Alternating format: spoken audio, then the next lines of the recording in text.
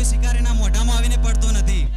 તો અહીંયા જે બાળકો અહીંયા જે કળા રજૂ કરી, તો એમની અંદર જન્મજાત તો કેટલીક શક્તિઓ રહેલી છે.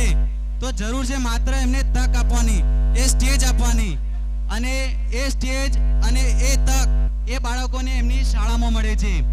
આજે ગામના ઘણા બધા લોકો, તમે અને હું, આપણે બધા પણ જોઈએ છીએ તો કેટલાક નાના બાળકો રસ્તામાં રખડતા જોવા મળે છે.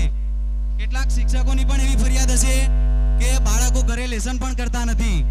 તો વાલીઓને આજે આ પ્રસંગે કૃષ્ણ જન્મોત્સવ નિમિત્તે એક હૃદયપૂર્વક એક અપેક્ષા, તમને જો આટલો બધો આ કાર્યક્રમ જોવાનો આનંદ છે, એવો જ આનંદ તમારા બાળકો પાછળ, જો શિક્ષણ પાછળ જો તમે થોડો આપો, થોડો સમય, એકાદ કલાક પણ જો ફાળવો, ભવિષ્ય માટે ખૂબ સુંદર કહેવાય.